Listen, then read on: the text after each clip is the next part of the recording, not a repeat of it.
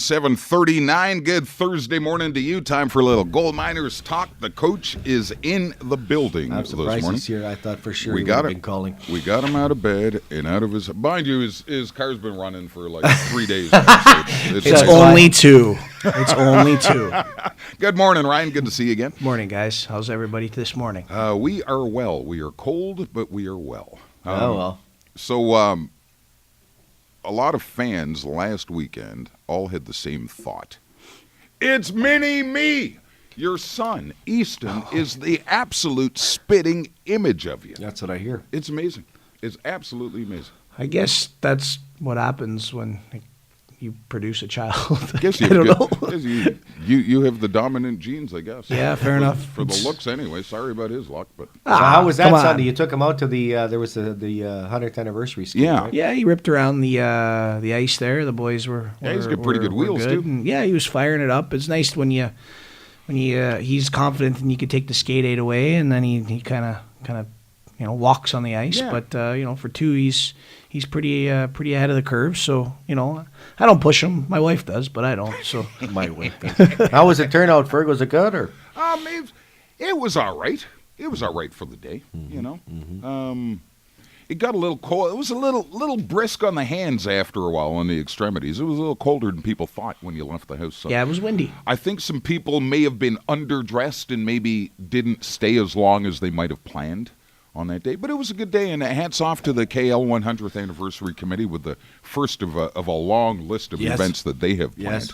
for our community to partake in. So you split the two games last weekend, Ryan. Both overtime games. One win, one loss. Yeah, it was. I guess it was more disappointing than anything. I thought that it should have been a 4-point weekend for us. Elliott Lake came into our rink and played really, really tough, and so did French River. Yeah. And we didn't. Collectively, you play 120 minutes of hockey through 2 days, and we really played probably collectively 30 minutes of good quality hockey, and still managed to get 4 points. So 3 points. it's 3 points. It's a testament of right, the boys, abilities to turn it on, I guess, when they needed to. It would have been nice for them to play a complete 120 minutes for 2 games, but, at the end of the day, you get what you get, and it's a long season, and being able to get 3 or 4 points was a plus. I don't have the numbers in front of me, but just watching the game, it seems like you struggled a little bit on the power play. Yeah, definitely. Getting set up, set up. We've been 2 for 23 of our last 23. It's Boy. not good, so... it was a big area of focus yesterday. What's your in our philosophy practice. with that? How do you get in the zone? Like I see teams usually in the past, they have one guy carries it in, right? Yeah, it's a lot more difficult speed. nowadays because basically all you're doing is four of the defending players are stacked on their blue line, right. So then they force you to chip pucks and get in behind them, and if you're not making the commitment to win races and get to loose pucks and take hits to make plays, it's tough to get zone time. So we've mixed it up a little bit here. We're going to change things up, and hopefully we'll have the right combinations and the right mixes here in our power play units, and hopefully we could start scoring some goals this weekend. Hopefully. Yeah, I mean that's the hope, right? So now you're going to Powassan Friday night after you beat them here. So Yeah. they're going to be real happy about that, I would imagine. oh yeah, they're going to be out for blood. Yeah, and they've kind of been up and down of late. Yeah, I mean they've got some stuff going on internally, and their head coach is, I guess, I don't know if he's suspended or he's just not around right now. So they're adapting to a new coach, and so who knows in terms of what's going on in that locker room internally. But at the end of the day, they're still probably the most talented team in our league, and you give them an inch and they're going to take a mile. So we've got to be very, very tight. We got to check like we did against them the games that we've lost 3-2 in OT and then beat them 3-2. We've got to get great goaltending again, which is been how we've been able to win a lot of these games. Is we're able to play a defensive style of hockey, and our goaltending does a great job, and we're very lucky to have 2 very good goalies. So Yes, and I guess you're looking for a better effort back here Sunday against Hearst after probably the most wide loss that I've seen in years. Yeah, it was a 5-goal spread. Not Don't great. see too many of those. No, their goalie played well early in the game. That kind of kept them in it. Yeah. And we weren't able to generate more of a lead after the first period. And I'm sure that our guys would like to have a lot of their shifts back because I think that they didn't work to their fullest capabilities, and they know that. And I think that it was a humbling experience for them. We did have a nice little run, and it's tough to come back after beating the first place team 3-2, and then the next day you're there playing Hearst, and Hearst is a good hockey team. They're one of the best teams in the league. They're very quick, but if you don't take them, seriously, and you're still thinking about how well you played the night before, the team's going to blow by you, and that's what happened. Yeah. I was saying to you, I think Namagoose has stood out in the games I've seen recently. He's looked good. Yeah, Been he's happy with him. He's done a very, very good job.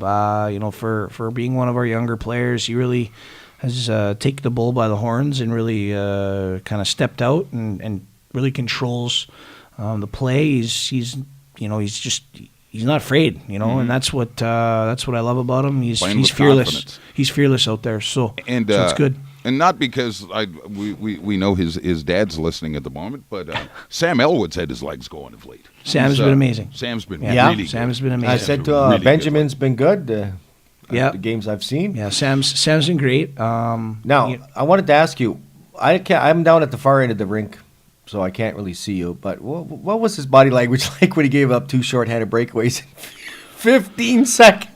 Well, I don't think anybody was really thrilled about it between him and Evans. I think it was one each. But either way, I mean, how did you take that on the bench? It just was pretty Ryan? sloppy in terms of just puck management on the power play. And I wasn't happy, but I mean, at the end of the day, what are you gonna do, right? And Cade McEwen was good, right? Yeah, Cade, that's it. Cade was the man. And he's been good recently, right? It's his job to stop pucks. How he stops them, I don't care. And I don't care if it's a 2-on-0 or a 3-on-0. Wow. Just find a way. And you know Morph what? into Cade's done a Dominic good Hasek. job. Just stop Yep, the that's puck. it. And he's been very good for I was that. thinking Very about you when that athletic was goaltender. happening during the game. That was interesting. Yeah. If you could put like one of those sleeves on to check your blood pressure while the game's going on, I'm sure that I would be through the roof after And those 2-on-0s. So. If we were on satellite radio, I could tell you what he mouthed. Oh, for sure. But we're on terrestrial You know, radio. it's not so we satellite can't. radio here.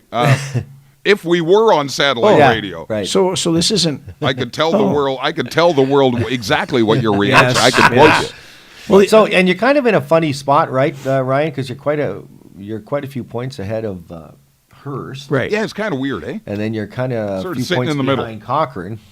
There's still a ways to go, of course, but Yeah, we're 6 behind Cochrane, and I think we're 11 yeah. or 12 up on Hearst. And the biggest challenge is that Hearst is, I think, 4 games in hand on us. Yeah. So, I mean, this Sunday's game is a pretty big game. Right. It'd be nice to kind of separate things Yeah. a little bit Yeah. more. We were 3 points at one point behind Cochrane last week. Yeah. And and then we start originally, we're like, okay, we want to stay in that 2-3 spot, and then you look at the standings, you go, Maybe we can catch him. by gosh, we could. Yeah, exactly. So, the boys. Now, one thing boys are positive thinking, you mentioned was you beat every team in the league, right? Yep. yeah, we're one of the few teams in the league that has beaten every single team. I know that there's a lot of teams in the league that hasn't beaten, everybody. So yeah, we know that we can compete and play with these guys, which is Right. which is good. And our boys, for the they psyche. walk in every day to that rink, and then they don't play afraid. So which is great. So for a young group, it's nice. So Powassan on the road tomorrow night, and then back home Sunday afternoon, 2:00 at the complex, facing the Hearst Lumberjacks, looking for a little bit of payback. Yeah, we want to start a streak like the Jets are on right now. There it is. We were Kaboom! we were 30 seconds away. We were 30 seconds away from making it through without any talk of the New York Football Jets. They're on a 4-game winning streak, right? 3. No, that was 4. The football Jets are done. They missed the playoffs. Their season's over. They're golfing. If we win tonight, we could Listen to this. If very we close to be When we win first tonight. in the Western Conference. Yeah. listen to 2 of them. I'd like to see that When the banner hell did in they the hire MTS Bobby? Center. We.